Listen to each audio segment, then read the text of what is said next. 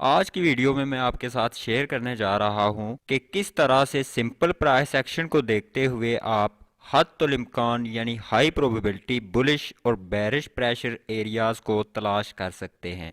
यानी वो एरियाज जहां पर या तो बहुत ज़्यादा बाइंग प्रेशर है या फिर बहुत ज़्यादा सेलिंग प्रेशर है।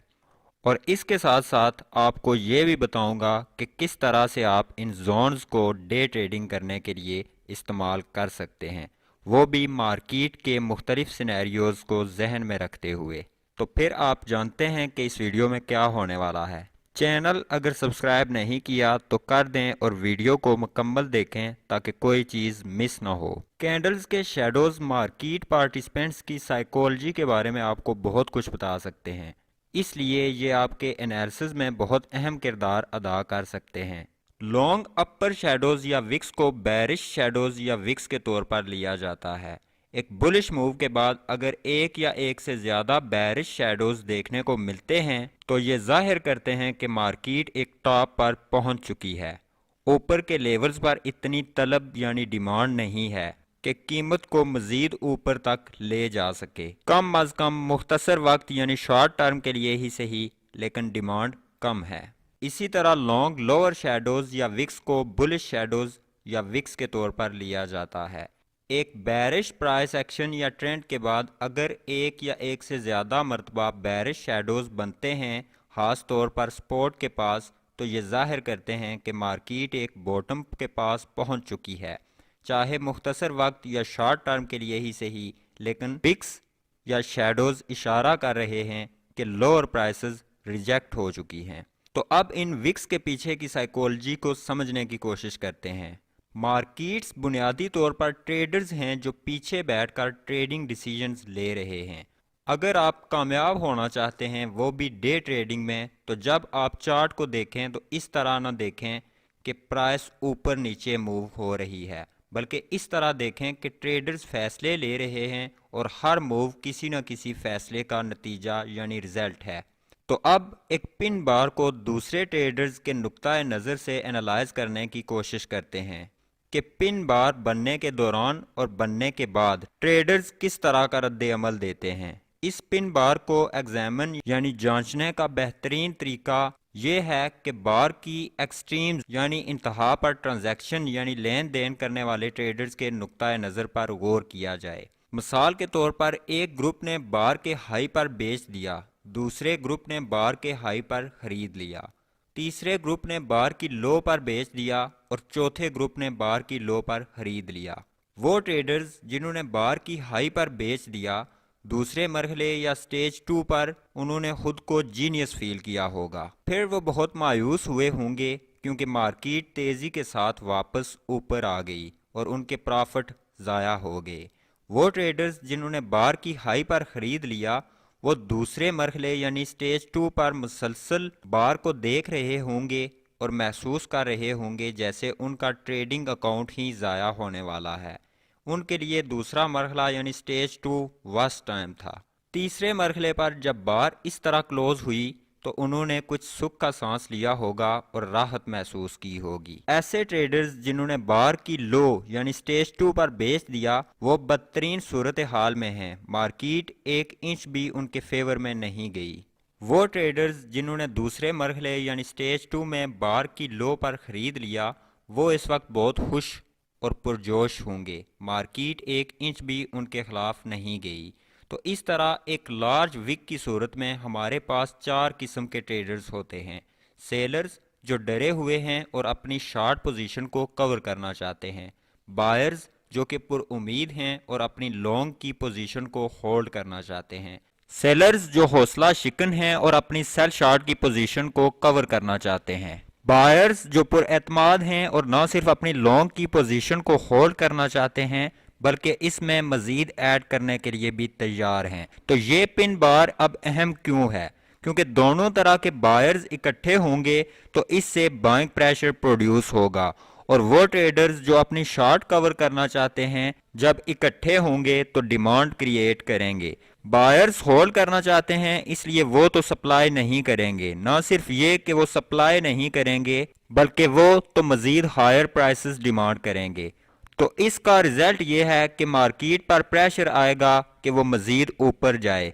तो लोअर शेडोज या लोअर विक्स बाइंग प्रेशर की मिकदार को जाहिर करती हैं। आपका काम इन बाइंग और सेलिंग प्रेशर जोन्स को तलाश करना है जो कैंडल के अपर या फिर लोअर शेडोज की वजह से बनती हैं। अगरचे मैंने अपनी इस मिसाल में पिन बार को इस्तेमाल किया है, लेकिन एक स्ट्रॉन्ग प्रेशर जोन सिर्फ पिन बार के बनने से ही नहीं बनती। हाई प्रोबेबिलिटी प्रेशर जोन्स को ढूंढने के लिए आपने सिर्फ एक सिंगल पिन बार को नहीं देखना, बल्कि कैंडल्स के ग्रुप पर पूरी तरह ध्यान देना है। लिहाजा एक ही प्राइस बार पर पाया जाने वाला बाइंग या सेलिंग प्रेशर ट्रेडिंग सेटअप के लिए काफी हद तक काबिल एतमाद नहीं हो सकता। इसलिए एक बार के बजाय अपर या लोअर शेडोज के साथ कम अज कम 3 लगातार बार्स को देखें। याद रखें, शेडोज मुमकिन बाइंग या सेलिंग प्रेशर की तरफ इशारा करते हैं। जब एक से ज्यादा शेडोज ओवरलैप होते हैं तो वो एक प्राइस जोन बनाते हैं जिसमें ज्यादा इम्कान होता है कि वो बाइंग या सेलिंग प्रेशर की तरफ इशारा कर रही है जिसकी हम तवक्को करते हैं। तो अब हम ट्रेडर्स के 4 ग्रुप के नुक्ता नज़र को दोबारा कंसीडर करने की कोशिश करते हैं। जब हमारे पास 3 लगातार इस तरह की बार्स हों जिनमें लॉन्ग लोअर शेडोज हों तो ट्रेडर्स को एक कम्पैक्ट रेंज में 3 बार एक ही तरह के इमोशनल साइकिल से गुजरना पड़ता है, और ये प्राइस रेंज वो प्रेशर जोन है जिसको आपने तलाश करना है।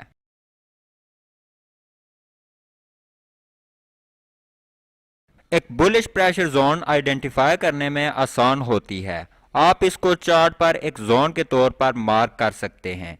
3 ऐसी बार्स तलाश करें जो तसलसल में हों और इनके लोअर शेडोज बड़े हों। इन 3 बार्स में से जिस बार का लो लोएस्ट है यानी सबसे नीचे है, इसको मार्क कर दें। इन 3 बार्स या कैंडल में से जिस बार की क्लोजिंग प्राइस सबसे लो है, इसको मार्क कर दें लोअर शेडोज को शामिल करते हुए। इन 2 प्राइस लेवल्स के दरमियान जो एरिया है ये एक बुलिश प्रेशर जोन है।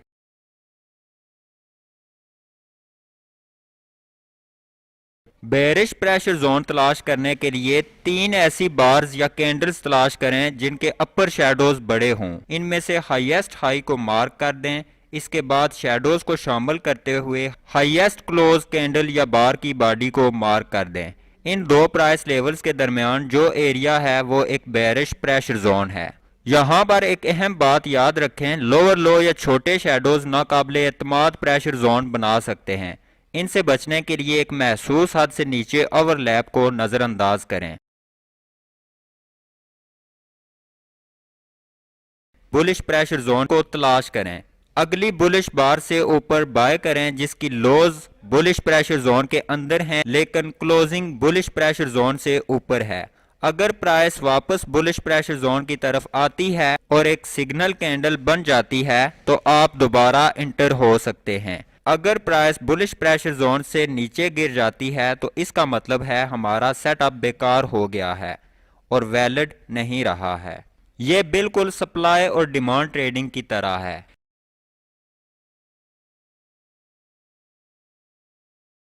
एक बेरिश प्रेशर जोन तलाश करें। अगली बेरिश कैंडल से नीचे सेल कर दें जिसकी हाई प्रेशर जोन के अंदर है और क्लोजिंग प्रेशर जोन से नीचे है।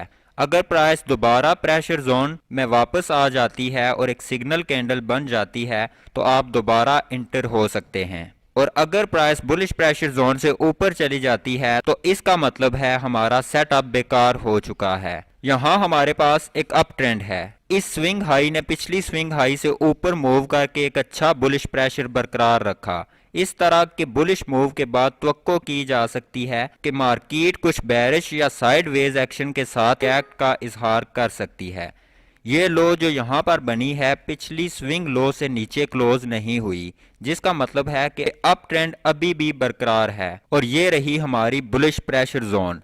ये लगातार विक्स इस बात की निशानदेही करती हैं कि सेलर्स प्राइस को नीचे लाने के काबिल थे। बुल्स ने ज्यादा पावर का इजहार करते हुए प्राइस को वापस ऊपर ले लिया।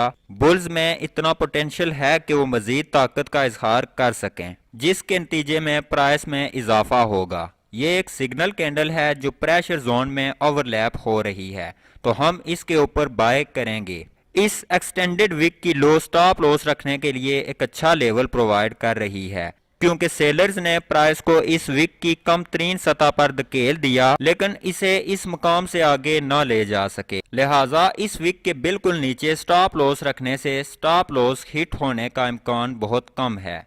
अब आपको कैसे पता चलेगा कि एग्जिट कहां करना है? ये अगर आप मुझसे पूछें तो बहुत ही मुश्किल सवाल है, लेकिन इसका इन्हिसार आपके रिस्क टॉलरेंस पर है। बाज़ औक़ात अच्छा होता है कि आप जल्दी से प्रॉफिट बुक करें और निकल जाएं। ऐसा भी हो सकता है कि आप कुछ पैसे निकाल लें और स्टॉप लॉस को ब्रेक इवन पर मूव कर दें और बाकी ट्रेड को चलने दें। दोनों सूरतों में से जो आपको बेहतर लगे वहीं कर लें। इस मिसाल में आपके सामने एक बेरिश प्रेशर सेटअप है। इन 3 बार्स या कैंडल्स ने बेरिश प्रेशर जोन बनाई और हमें एक मौका मिला कि मार्केट को शॉर्ट कर दें। ये एक सेटअप बार है क्योंकि एक तो ओवरलैप्ड है, दूसरा बेरिश भी, तो शॉर्ट ट्रेड बेहतर तरीके से ली जा सकती है। और अगर मार्केट दोबारा पुल बैक करती है तो ये एक सुनहरी मौका हो सकता है उन ट्रेडर्स के लिए जिन्होंने पहला बेरिश प्रेशर सेटअप मिस कर दिया। इस स्ट्रेटजी का फायदा यह है कि प्रेशर जोन एक ही शैडो की लेंथ पर कम जोर देता है और इसके बजाय बुलिश या बेरिश प्रेशर की काबिल एतमाद अलामात तलाश करने के लिए एक से ज्यादा शैडोज पर तवज्जो मरकूज करता है। लेकिन इस प्राइस पैटर्न में एक अहम खराबी है। ओवरलैपिंग शैडो के साथ लगातार बार्स साइडवेज मार्केट में भी अक्सर नजर आती हैं। हर जगह सिग्नल बनाने और ट्रेड लेने के बजाय बेहतर ट्रेडिंग आमतौर पर प्राइस के की लेवल्स पर होती है, और ख़ास तौर पर जब आप वॉल्यूम को भी मद्देनजर रखें। तो बैड जोन्स को फिल्टर करने के लिए प्रेशर जोन्स की लोकेशन और वॉल्यूम बहुत अहम है। अगर वीडियो अच्छी लगे तो लाइक कर दें और चैनल को सब्सक्राइब कर दें। नेक्स्ट टाइम तक अल्लाह हाफिज़।